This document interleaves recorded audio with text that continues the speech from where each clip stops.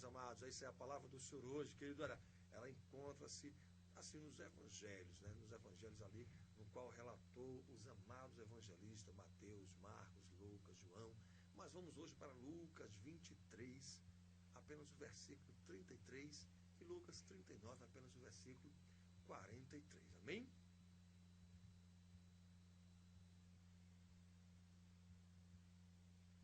É isso aí, queridos. Olha, certa vez um jovem perguntou ao pastor Bulon, com os olhos assim cheios de emoção: pastor, se Deus me perdoou, não me devolve a saúde por quê? Esse jovem, querido, estava vivendo os momentos mais dramáticos da fase terminal da doença AIDS e buscava o Senhor Jesus em desespero.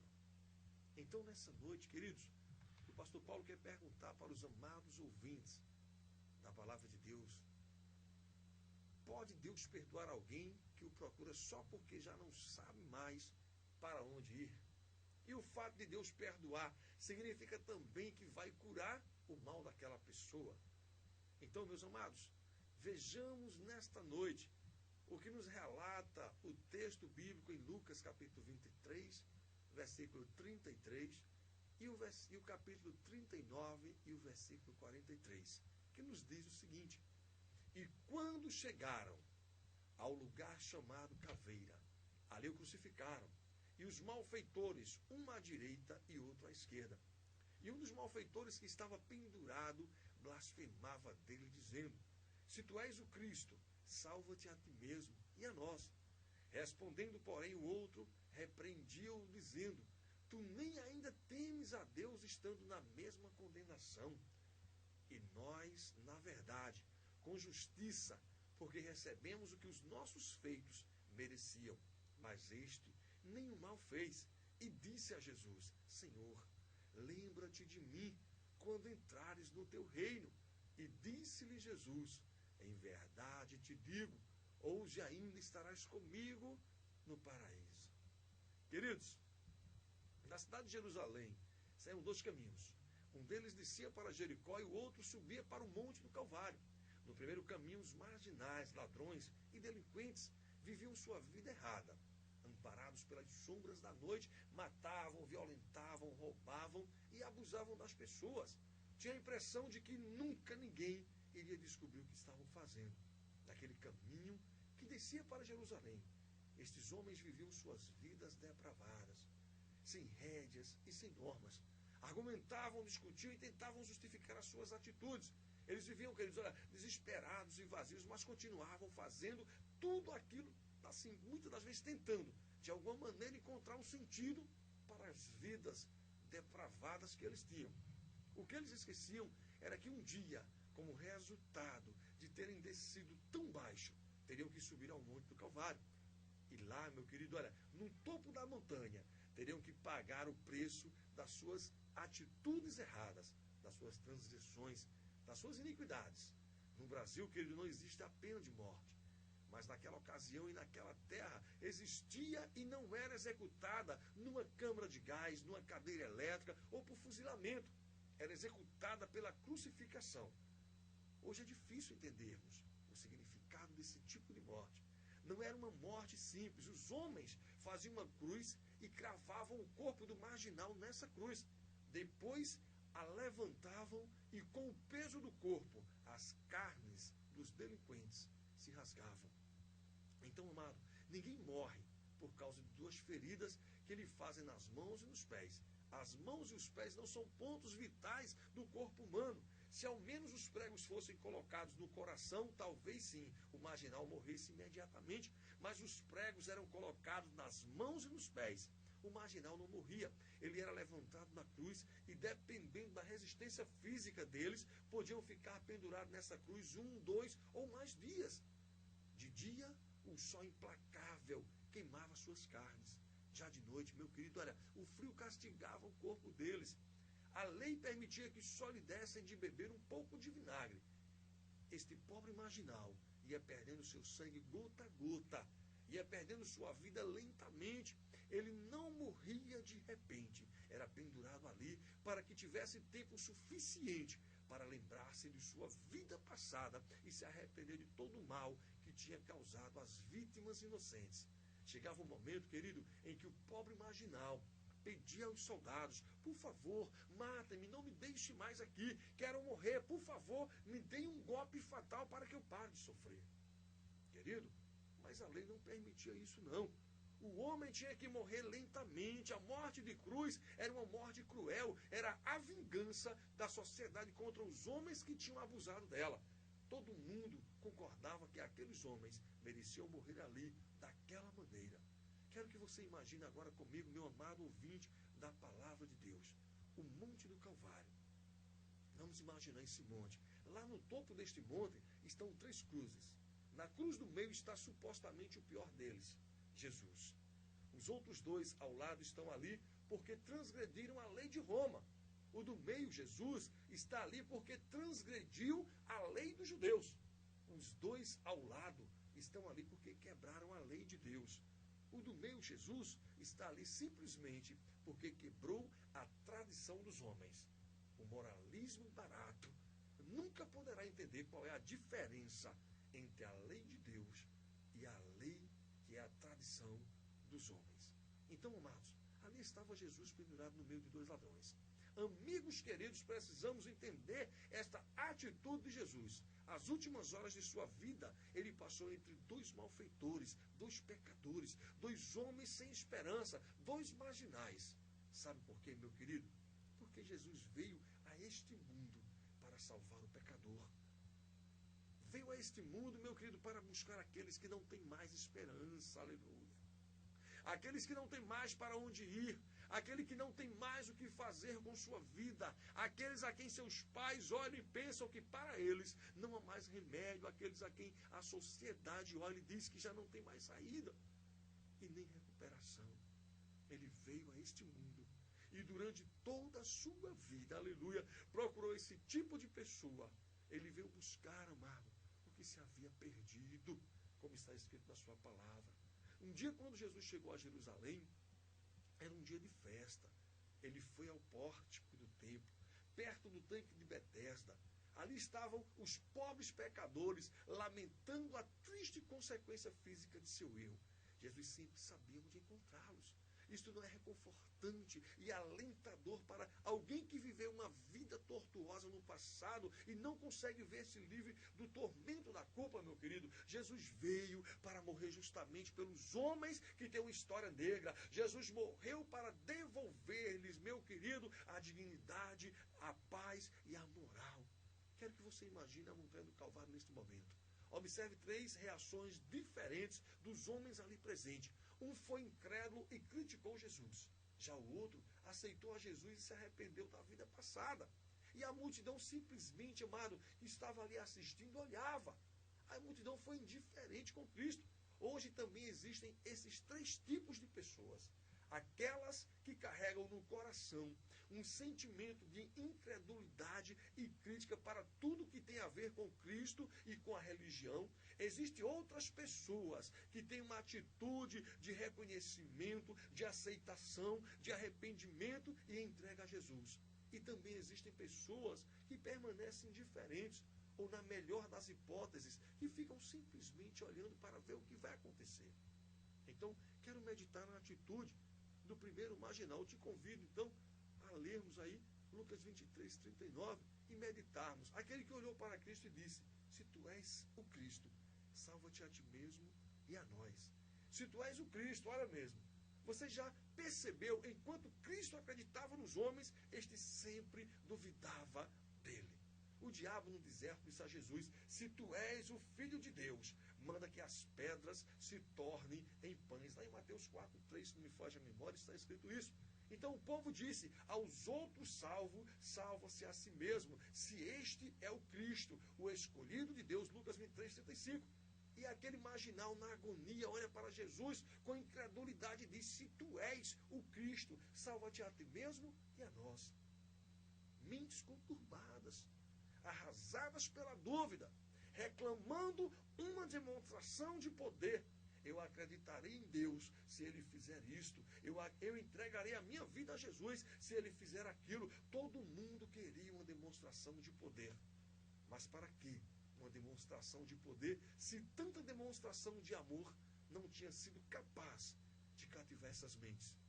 O ladrão que pediu provas a Deus na cruz do Calvário é um símbolo, amado, de muitos de nós que estamos morrendo neste mundo, consumidos pelo sol da incredulidade, arrasados pelo vento gelado de nossas dúvidas noturnas. Sabemos que estamos indo ao caminho da morte. Sabemos que a vida está fugindo de nossas mãos, mas queremos provas, queremos racionalizar.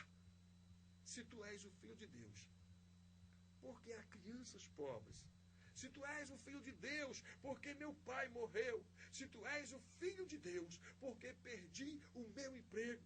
Se tu és o Filho de Deus, porque há riscos, né, de morrer a qualquer momento. E porque também há pobres muito pobres e ricos muito ricos. Queridos, é como se Deus tivesse que resolver o que nós, os homens, temos que resolver aqui nesta terra. Como se Deus estivesse lá no céu com uma varinha de condão, uma varinha mágica, tendo que compensar a nossa irresponsabilidade nesta terra. Ah, meu querido, mentes arrasadas pela dúvida, reclamando uma demonstração do poder de Deus. Mas então aparece, amado, o outro ladrão e recrimina seu companheiro dizendo: eu não entendo você. Está aí morrendo e não quer aceitar a Jesus. Você e eu temos razão de morrer, porque somos maus. Nós vivemos uma vida errada, nós fizemos tudo errado, desperdiçamos a nossa vida, arruinamos nossa juventude, nos deixamos sim arrastar-nos pela pela imoralidade, vivemos sem valores, sem princípios, fizemos de nossa vida assim o que nos deu vontade, aleluia. Você e eu temos razão de morrer, mas olha para este homem, ele não fez mal a ninguém. Ah, meu querido, o único delito de Jesus foi acreditar no ser humano. Ele nunca fez mal a ninguém. O único mal, o único delito do qual ele podia ser acusado era de ter amado o ser humano, de ter restaurado prostitutas, de ter restaurado ladrões imaginais, de ter curado leprosos, de ter devolvido a vista aos cegos, de que mais podiam acusá-lo naquele dia. Mas sabe por que mataram a Jesus? Aquele povo, querido, vivia a sua vida moral à sua maneira. Aqueles homens tentaram ganhar a salvação por sua boa conduta, por sua bondade, por seu comportamento correto, porque não faziam isto ou aquilo. Seguiam suas normas milimetricamente. Agora Jesus vinha e oferecia a salvação a uma prostituta que vendia seu corpo na rua, a um marginal que, mesmo pendurado na cruz, poderia ser, salvo se conseguisse apenas crer em Jesus. Aos leprosos, então, aos viciados, aos escravizados na miséria deste mundo, aquele povo que se esforçava para ganhar a salvação com seu bom comportamento, não podia entender isto. Querido, como é que eu, que me esforço para não matar, não fumar, não roubar, vou me salvar juntamente com este homem que viveu pecando toda a sua vida? Isto não é justo. Só porque se arrependeu no último minuto é salvo. E eu que vivi toda a minha vida esforçando-me para obedecer, será que teria a mesma sorte que ele?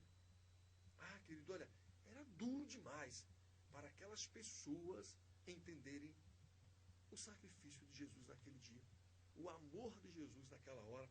Jesus veio, amado, para abalar os alicerces de um povo que fundamentava sua salvação em suas boas obras, em sua boa conduta, em seu bom comportamento. Jesus veio ensinar a este mundo que a salvação não depende do que você faz. A salvação, sim, depende de que Jesus faça em nossas vidas.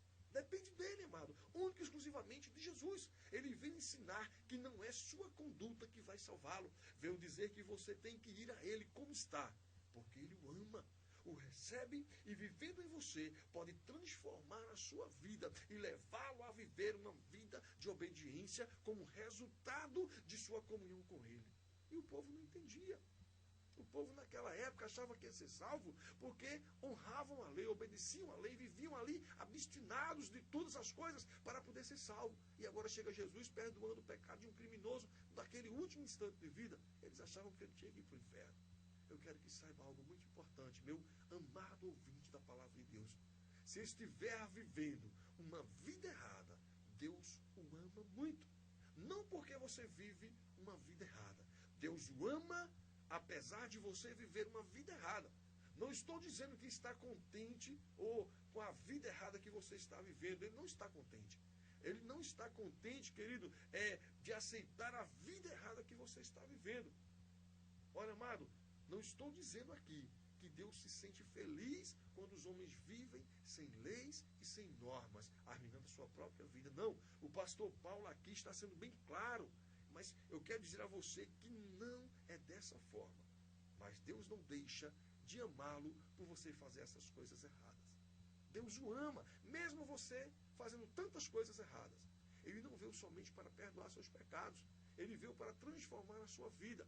Ele não veio simplesmente, querido, olha, para livrá-lo de seu passado. Ele veio para fazer de você, nesta vida, um homem vitorioso, para dar-lhe um presente limpo e um futuro maravilhoso de salvação. Então você não tem o direito de ficar triste, sentindo que não tem esperança de vitória. Eu quero te dizer que nesta noite, Deus vai transformar a tua vida. Deus vai mudar a tua sorte. Ele vai te libertar desse cativeiro. Não importa como você está vivendo. Não importa quem você é.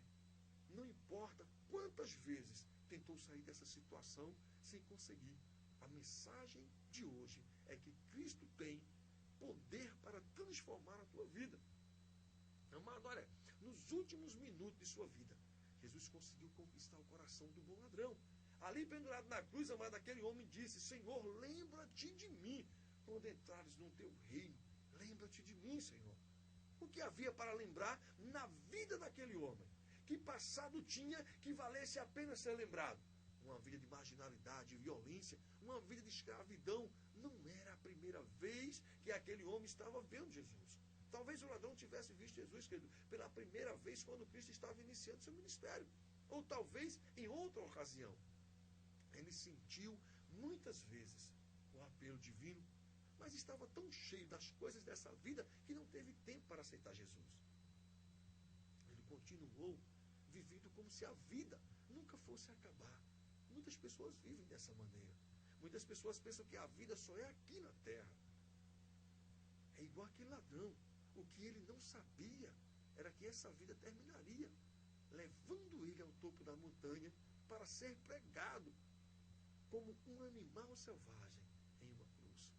Mas agora, no último momento da vida, ele vê Jesus sofrendo e diz: Senhor, eu creio em ti, apesar de estares morrendo. Este homem, querido, não precisou de uma demonstração de poder. Ah, meu querido, olha, muitos foram atraídos por Cristo, assim, que multiplicou pães, que ressuscitou mortos, o Cristo que abriu o mar vermelho, ou pelo Cristo dos milagres. Mas este homem aí que nós estamos falando, esse ladrão, Dimas, acreditou no Cristo que estava morrendo, no Cristo em agonia. Este homem foi conquistado pelo amor, não pelo poder. Muitas pessoas só veem a Jesus pelos milagres. Lembra-te de mim, aleluia. O que havia, amado, é que aquele homem, no seu passado, não valia mais nada. Não precisava ser lembrado. Um passado triste, negro, obscuro. Mas embora não tivesse um bom passado, ele tinha um presente. E neste presente, aleluia, se agarrou a Deus com toda a sua força e disse: Senhor, não te soltarei, se não me abençoares, aleluia. Ele fez como Jacó: só te largarei depois de receber a minha bênção, aleluia. Querido, eu não quero saber o que você tem feito. Eu não quero saber, aleluia, o que você tem praticado. Eu não quero saber quão baixo você caiu, aleluia. Eu não quero saber, querido, o que você tem feito da sua vida. Eu não quero saber se você deixou a casa de Deus. Eu quero te dizer, amado, que o que vale não é o teu passado, mas é o teu presente. Olha para a cruz do Calvário, querido. Olha para Jesus. Mesmo ele estando ali agonizando, mesmo ele estando morrendo, aleluia, ele tem um futuro para te dar. Querido, eu vou te dizer algo que merece ser lembrado. Talvez seu passado não seja um passado do qual você sinta orgulho. Talvez seu passado esteja cheio de coisas erradas, das quais você se envergonha. Talvez, amado, olha, deitado na cama, muitas vezes você tem dito a Deus: Senhor, livra-me do meu passado. Então ouça isto, ninguém vai se perder por causa do passado, aleluia. Se um dia, querido, nos perdermos, vai ser porque não aproveitamos, aleluia, o presente em que estamos vivendo. O ladrão na cruz tinha um passado tormentoso, não havia nada que valesse a pena ser lembrado, mas ele tinha um presente, e neste presente ele aproveitou a sua oportunidade. Enquanto o outro zombava, pedia provas, criticava e condenava, este ladrão que não tinha nenhum passado do qual se orgulhar, se agarrou desesperadamente no Cristo que sofria e disse: Senhor, lembra-te de mim quando entrares no teu reino, aleluia. Que grande dia, amado, aquele para o ladrão. De manhã estava com medo da morte, ao meio-dia vieram e tiraram ele da prisão, fizeram-no carregar sua cruz e levaram-no até o topo da montanha. Quando chegou a tarde, aleluia, lá estava ele pendurado, condenado a uma morte miserável, com um passado terrível, sem nenhum futuro, com um presente que não significava muita coisa, mas ali na hora da morte encontrou Jesus a seu lado. Bastou dizer: Senhor, eu creio em ti, lembra-te de mim, rei, quando entrares no teu reino, aleluia. E agarrando-se ele, meu amado, naquele momento, nos braços poderosos de Jesus, pôde garantir um futuro maravilhoso para quando ele voltar, aleluia. Quem sabe você pode estar pensando: quer dizer que eu posso continuar vivendo uma vida errada e no último momento posso me arrepender e aceitar e ser salvo? Sim, pode fazer isso, sim, por que não? Esse ladrão não fez? Isso é a prova que nós podemos fazer. Só que talvez, amado, não seja um bom negócio. Aquele ladrão se arrependeu e foi salvo porque Cristo estava na cruz, mas teve que morrer. Ele recebera a vida eterna quando Cristo voltar. Ou seja, ele se arrependeu no último instante, mas ele morreu por causa dos seus pecados. Ele morreu por causa do seu delito. Ele vai receber a vida, querido, quando Jesus voltar a este mundo para buscar a sua igreja. Mas por que ser salvo para morrer, se você pode ser salvo para continuar vivendo nesta vida?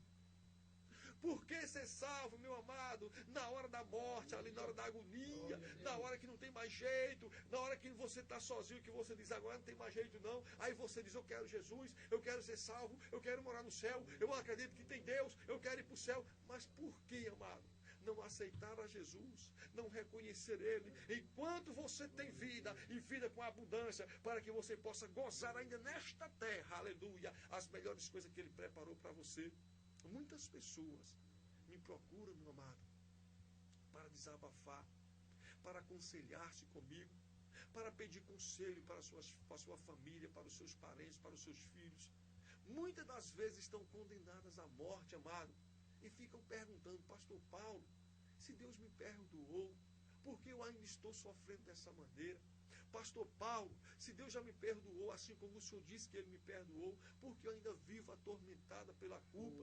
Porque eu não consigo dormir em paz? Porque é que quando eu vou me deitar eu sempre lembro do meu pecado? Querido, é porque você adotou esse pecado para você.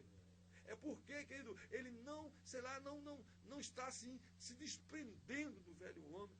Você que fica perdendo: ah, meu Deus, eu vou dormir, eu peço perdão, pastor, pelo mesmo pecado todos os dias. Querido, abre mão deste pecado.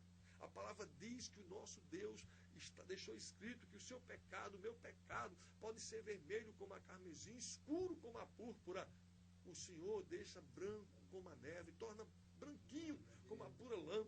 Ele diz que pega o nosso pecado, lança para as suas costas, e ele cairá no mar do esquecimento, e dele o Senhor não se lembra mais. Por que é que você fica se lembrando desse pecado que você cometeu? Eu quero te dizer que nessa noite, aleluia, é hora de você olhar para a cruz do Senhor, é hora de você olhar para o Deus, querido. Olha, eu só digo que a vida segue o seu curso. Às vezes você diz: pastor, mas esse pecado não me deixa. Senhor, por que é que Deus não me cura? Senhor, olha, querido, a vida só segue o seu curso. Se nós olharmos, as coisas acontecem porque é o decorrer da vida. Às vezes a gente quer colocar a culpa no diabo, quer colocar a culpa em Deus, quer colocar a culpa em você mesmo. Amado, solte um copo no chão. O que é que você acha que vai acontecer com esse copo, sendo ele de vidro? Ele vai se quebrar. Porque isso aí, querido, olha, é o curso da vida. São consequências dos nossos atos. Aí está o ladrão na cruz. O seu passado foi perdoado, mas ele teve que morrer. Porque é o curso da vida. O curso da vida teria que dar continuidade. A minha pergunta é, por que não vir a Jesus quando podemos lhe entregar nossa juventude, as nossas forças? Por que não acreditar que ele pode nos transformar? Não há ninguém por quem Jesus não possa fazer alguma coisa. Se você é um homem que acha que não vale nada, venha a ele. Se você é um bom cidadão, cheio de qualidades, mas que lá no fundo do coração sente aquele vazio que dói, venha também a ele nesta noite. Se você é um homem que não tem nada de riquezas nessa terra, venha a Jesus, meu amado. Se você é um homem que tem muitas riquezas, venha a ele também. Se você não tem cultura nenhuma, venha a ele, meu amado. Se você tem muita cultura, também venha a ele nesta noite. Eu conheço gente que possui muitos recursos materiais e diz, pastor, ore por mim, porque eu me sinto tão mal, eu não tenho paz, eu tenho um vazio enorme na minha vida, pastor, o meu dinheiro não me deixa em paz, não compra a minha felicidade. O dinheiro é útil, mas só Cristo pode dar sentido ao dinheiro.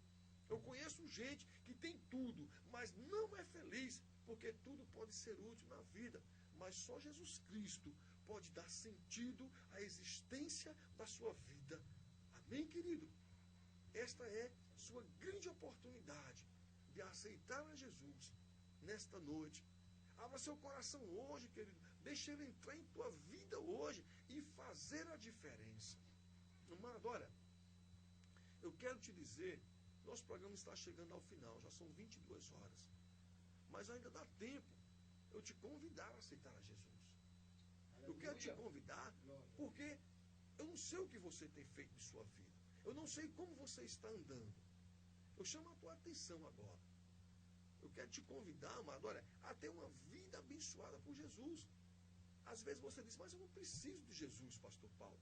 Eu sou um homem próspero, eu tenho minha empresa, eu tenho meus funcionários. Eles sim é que precisam de Jesus. Não, amado. Você pode ter todo o ouro e toda a prata, você pode ter toda a saúde neste mundo, mas você não tem sua salvação. Aquele ladrão passou a vida inteira fazendo coisas erradas. Ele desceu o mais baixo que ele pôde nessa vida. Mas na hora que ele se sentiu preso, que ele viu que não tinha mais como escapar, que ele viu que não tinha mais como fazer nenhuma maldade, que ele viu que ali ele estaria pagando agora por todos os seus crimes, que ali ele iria morrer, ele aproveitou o presente. Ele olhou para aquela situação e disse, Senhor, lembra-te de mim quando entrares no teu reino. E ali Jesus deu a ele a vida eterna. Mas ele morreu, meu querido, e foi para o céu. E irá um dia morar na eternidade. Então eu quero te dizer que o que você sente à noite, essa solidão, essa angústia, essa dor no teu peito, esse mal-estar terrível, essa loucura que vem na tua mente, que você pensa em fazer coisas que desagradam a Deus, eu quero te dizer que isso aí é a solidão. Isso é um demônio terrível que habita este mundo e atua nas pessoas.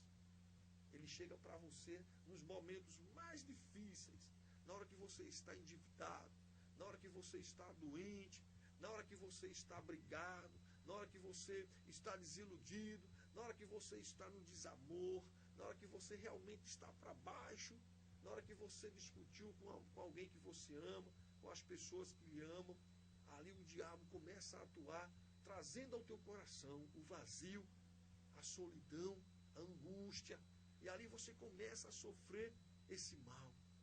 Eu quero te dizer que esse vazio que você sente é do tamanho de Deus. Se você nesta noite dizer, Senhor, lembra-te de mim quando entrares no teu reino. Me dê agora a minha salvação, querido. Olha, ele vai entrar na tua vida e vai preencher esse vazio que está aí te atormentando. Você vai dizer, ele está falando comigo, é com você mesmo que eu estou falando. Porque Deus manda te dizer, homem, olha, que nesta noite ele vai curar você. Nesta noite Ele vai arrancar de você essa depressão. Nessa noite o Senhor quer te libertar, Ele quer te curar, Ele quer trazer você de volta, Ele dá o melhor dessa terra. É melhor, querido, aceitar a Jesus enquanto você é jovem, enquanto você tem força, enquanto você tem vigor, enquanto você tem condições de gozar do melhor e comer o melhor dessa terra, do que você aceitar quando não tem mais jeito, quando você está ali entre a cruz e a espada, ou seja, entre a morte e Cristo. Você deveria parar agora e pensar um pouquinho comigo e dizer assim: a única pessoa que não me abandona quando não tem mais jeito para a minha vida é Jesus. Porque aquele preso não tinha mais jeito para ele. A sociedade ficava feliz em vê-lo pagar pelo seu crime. Mas Jesus, compadecendo-se dele, disse: ainda hoje, aleluia, tu estarás comigo no paraíso. O Senhor Jesus quer te dar um paraíso. O Senhor Jesus quer te dar o melhor dessa terra. O Senhor Jesus quer restaurar a tua vida, quer restaurar as tuas finanças, quer restaurar o teu lar, a tua casa, o teu casamento que está em frangalhos. Ele quer restaurar. Então, nesta noite, eu quero te convidar a aceitar Jesus. Você em Canindé de São Francisco, você em Paulo Afonso, Bahia, em Pão de Açúcar, Alagoas, Santana de Ipanema, você na cidade de Almiro Gouveia, você aqui em Piranhas, Alagoas, você em Olho d'Água do Casado, você em muitas cidades, em muitos estados do nosso país, e até mesmo fora do Brasil, que nos escuta pela internet. Eu quero te convidar nessa noite a aceitar a Jesus. Se essa palavra realmente tocou o teu coração, se ela transformou, você que está dizendo: pastor, o Senhor falou tudo comigo nessa noite, eu quero te dizer que ainda há esperança para você. Aquele preso chamado Dimas soube aproveitar, querido, o momento. Ele soube aproveitar o presente, garantindo assim o seu futuro. Não é o pastor Paulo que está garantindo nada, não. Eu sou apenas instrumento de Deus, boca de Deus aqui na terra, usando da autoridade dele, que ele nos deu. Como homem de Deus, como ministro da palavra do Senhor, eu quero te convidar a aceitar a Jesus.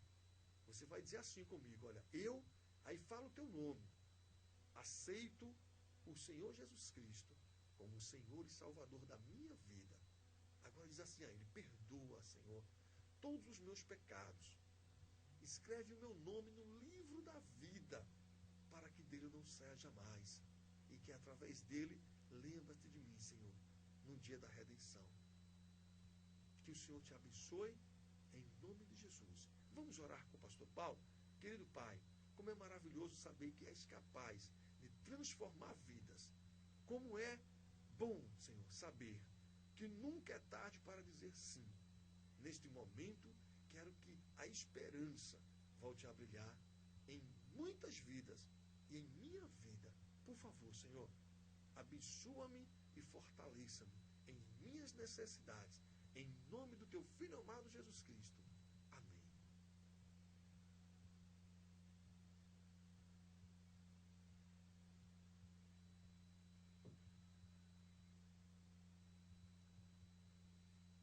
Glória a Deus, queridos, é isso aí, amados. Palavra abençoada, amém? Bem que o pastor Paulo disse, a palavra de hoje vai falar profundamente ao teu coração, assim como falou ao meu coração. A palavra, ela é de dois gumes.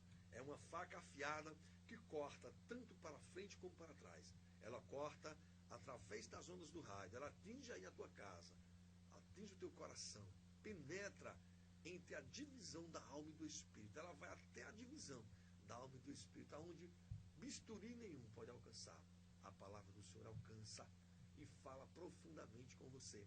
Assim como ela também volta para o pastor, atinge até a divisão da alma e do espírito e me faz ser consciente nos meus atos e querer aceitar a Jesus todos os dias da minha vida.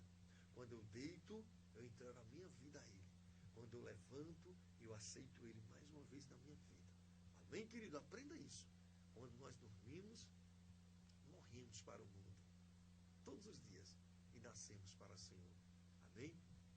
Que o Senhor vos abençoe nesta noite abençoada, que Ele possa, em nome de Jesus, fazer resplandecer a sua face, o seu rosto, sobre a tua vida, em o nome de Jesus. E que o bom Deus possamos dar uma noite assim, olha, abençoada, amém? E eu quero orar por você nessa noite, porque o Senhor quer fazer um milagre na tua vida. Hoje Ele marcou como o dia do teu milagre, amém? Vamos orar com o pastor Paulo, então? Soberano Deus, maravilhoso Pai, nós te louvamos, nós bendizemos o teu nome, porque até ali, meu Senhor, tu tem nos ajudado. Pai querido, Pai amado, em nome de Jesus, abençoa as nossas vidas, guarda-nos, livra-nos de todo mal.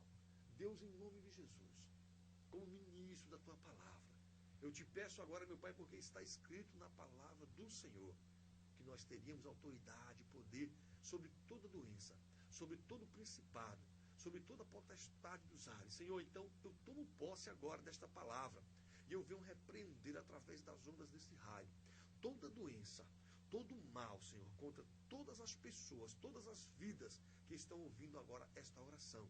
Meu Deus, a tua palavra diz que onde estiver 2 ou 3 reunidos em teu nome, ali tu se faz presente.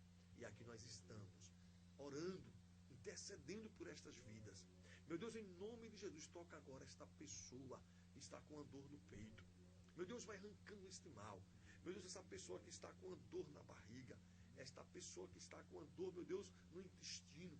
Meu Pai, arranca agora esse enchimento. Essa pessoa que já amanhece o dia com a barriga em pontos de estourar.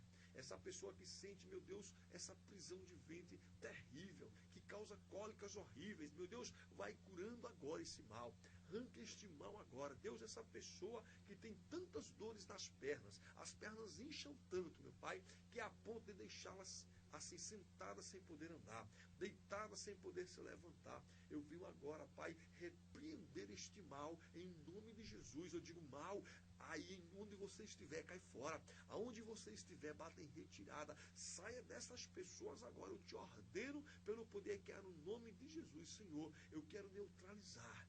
Eu quero paralisar agora, pela tua palavra, toda ação do diabo, toda ação do maligno. Meu Deus, em nome de Jesus, eu repreendo agora todo mal e digo, mal, cai fora em o nome de Jesus.